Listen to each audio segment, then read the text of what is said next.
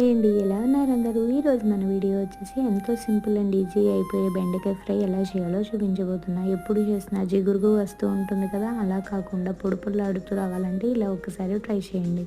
ముందుగా ఒక కడాయిలో ఆయిల్ వేసుకుని ఆవాలు, జీలకర్ర, పచ్చిపప్పు, మినప్పప్పు, ఎండుమిర్చి, కరివేపాకు, పచ్చిమిర్చి, వెల్లుల్లి దెబ్బలను వేసుకుని కొద్దిసేపు ఫ్రై చేసుకోండి. అవి వేగిన తర్వాత చిన్న ముక్కలుగా కట్ చేసి పెట్టుకున్న బెండకాయ ముక్కలను వేసుకుని కొంచెం పసుపు వేసి ఒకసారి బాగా కలుపుకుని మూత అనేది పెట్టుకోకుండా మీడియం టు లో ఫ్లేమ్లో పెట్టుకుని బెండకాయలో జిగురు అనేది పూర్తిగా పోయేంత వరకు బాగా ఫ్రై చేసుకోవాలి.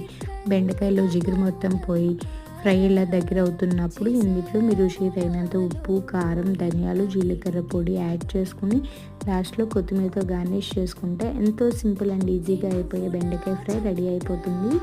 రైస్లో కానీ సాంబార్లో కానీ చాలా టేస్టీగా ఉంటుందండి. మీరు కూడా ఒకసారి ట్రై చేసి ఎలా వచ్చిందో కామెంట్స్లో చెప్పండి. అంతే వీడియో, బాయ్.